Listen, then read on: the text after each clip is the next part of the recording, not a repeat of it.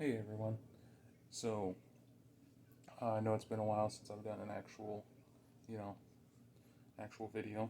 It's been a couple weeks, week or so. I don't know. But I figured I would do one because, things have happened. So, that didn't work. So, I figured I would start with the most recent thing that's, more exciting than, oh, look at the plants that are growing, whatever. So, we'll start here in the house here with this little greenhouse. Like, I know it might be kind of hard to judge the height, but it's about 5.5 feet tall. But my wife bought this for me for my birthday, and of course, as these things tend to happen, she decided she was using it before I got the chance to use it. Because it's so hot here, I don't really need a greenhouse now. Right now, anyway. So, anyway, she's got some plants going in here. Some there. These 2 rows are peppers. And then down here is all like green stuff eventually. This is a trick she heard about. Put a damp paper towel on it. I just have this open for right now because, trying to avoid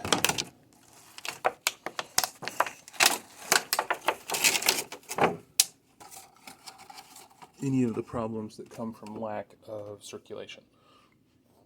So here in a second I'm going to shut this. But anyway, I just figured I'd let you guys know. This is an unregulated, I say that. When I say unregulated heat mat, it's one that I don't have a thermostat on, so it just runs at whatever it's designed to run at, and I've got nothing holding it back. But even with this, and it's like a $40 greenhouse that my wife got somewhere. Don't remember where. But that's all it is. This one right here. I'm not trying to advertise for anybody, I just want you guys to know. I think she got it for like $40. But she says it works really well.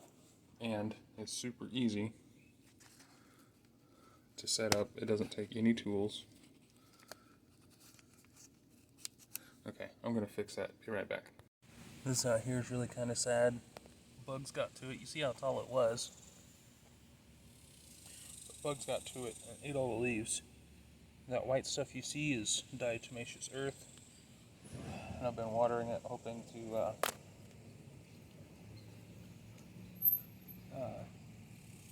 get it back. I don't know how that's working yet. And then this is the peppers. You can see in there, some of them are starting to ripen. So hooray, because there are so many of those up there. You guys might also want to know that Oscar is totally out and about around the house right now.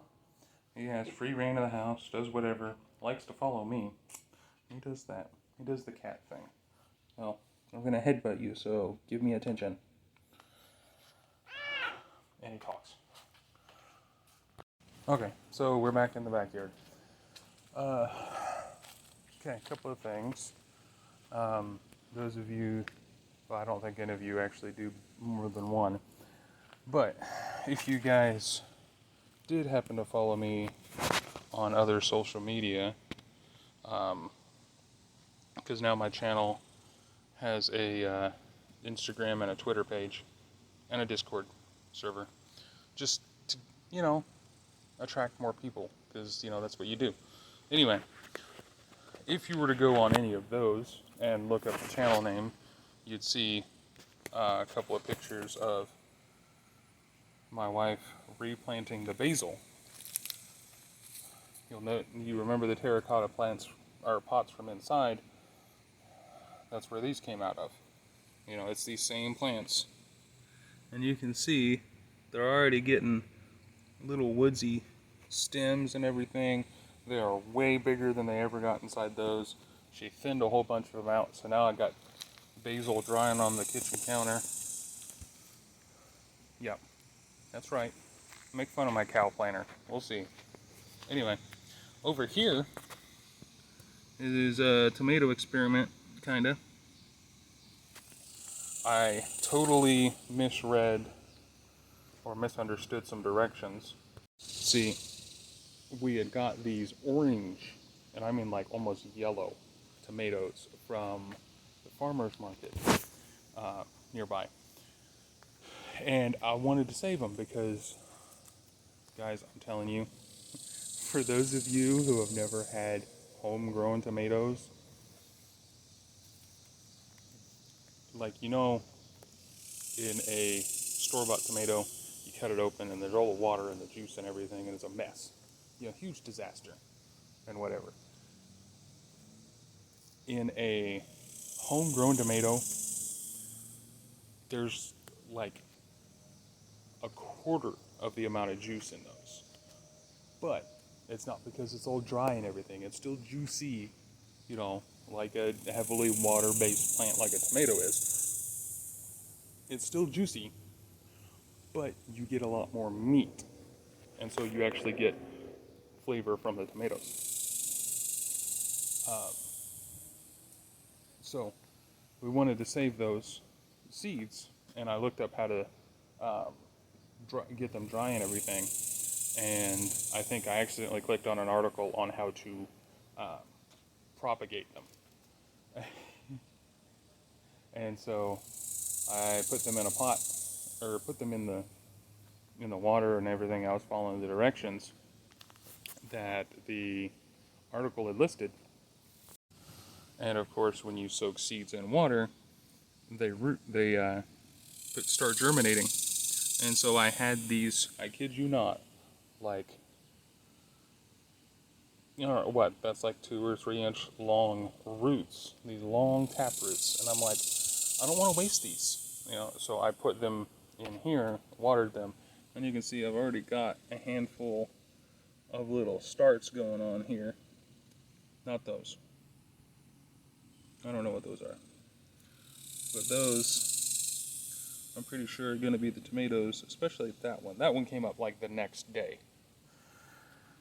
So hopefully I get some tomatoes out of that. That'd be cool. Of course, I'll only be able to keep one plant from that. I mean, I could do others, but I'll probably only keep one.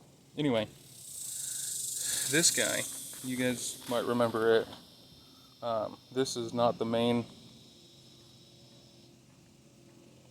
stem, stalk, whatever. It was several inches higher up here. I cut it, put it in dinner tonight, just for a little extra hope of flavor there. I don't know that it did any good. Who knows? Whatever. So I'll throw this garden update here. I know it's Thursday, whatever. Get off my back. So,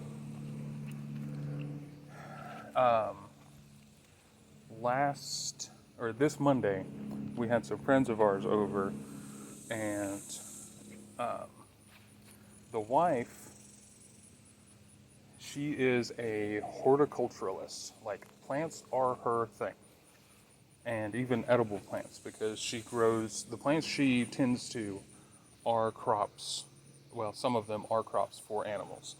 So, of course, you know, not only is it her job, it's something she likes to do. And she came out here, and if you guys know anything about, or if you guys watch the weather right now, and you pay attention to the Midwest and the Great Plains, you know that the plains are just sucking for natural moisture right now. Like, it's just not here.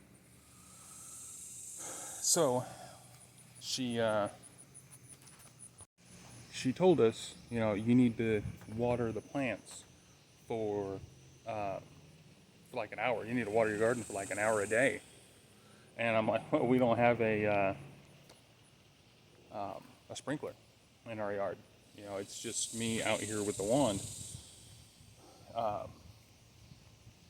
It's just been so dry that, you know, anything you do without standing out here for 2 hours, watering everything,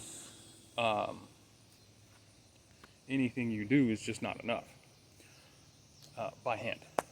So my wife and I went to the store for some other plant stuff for her little experiment. That's where we got a lot of the seeds that she's running. And we got this. Now this, I don't know if it's meant for a garden, but it was like $10, so of course I couldn't turn it down. And it covers the entire garden. The only problem I'm having is these guys, because it seriously like blasts them with water. Like that one over there was already falling over. Oh, that's my bunch of bell peppers. That's kind of sad. That one, this one is falling over here. That is a new thing. And so is that one. But that's okay. Because, you know, these things are letting me down anyway. But anyway, so I moved all of the tomatoes right here, which this is too close because I can't even walk past them. I have to walk around. I moved all the tomatoes here so that way they didn't get in the way of anything else getting water.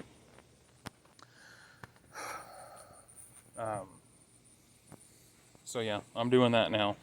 Doing the lazy thing. I don't care.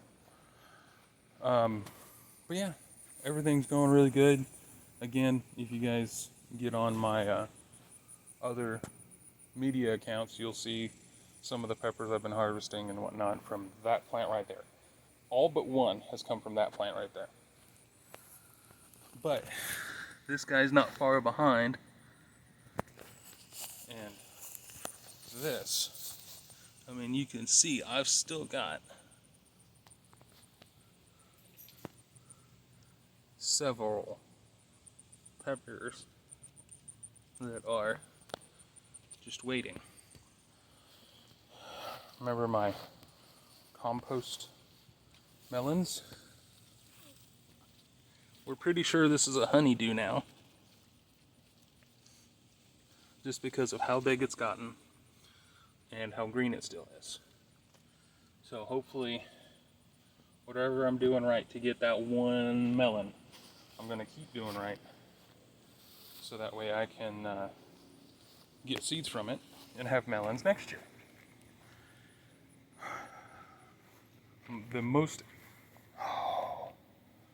The thing that's got me in the most anticipation is this plant here.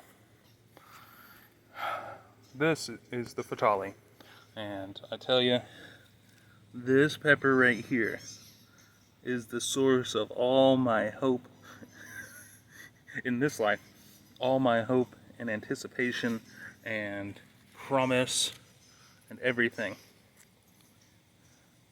Because every other, and I'm not kidding, every other pod that has shown up on this plant has gotten eaten by bugs before it got that big. So the fact that that one is still that big and appears to be totally uneaten gives me great hope. My cucumbers are doing all right. They are climbing the fence. They flowered for a little bit, so they're not wasted. And I've got a bunch of cucumbers from it. This one, actually, feeling that. Yep. Taking it. Twist. And, oh, get in focus. Focus, focus, focus. There we go. Not a bad little thing. Might end up giving this one to the neighbor too. Anyway, so yeah, that's what I got for today. Sorry it's a Thursday, but I'm gonna count this as a garden update. Garden and miscellaneous update. Anyway, guys, I guess that means I can skip my Saturday update. Sorry, I'm distracted by the cucumber.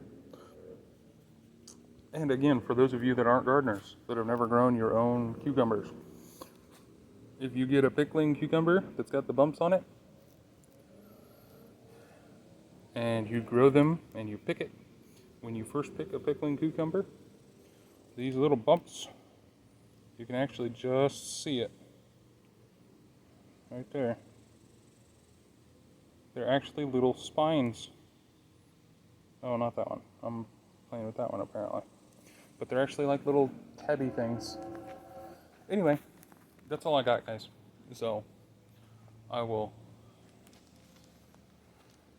This dog. Hera. Stop it. I will talk to you guys later. God bless.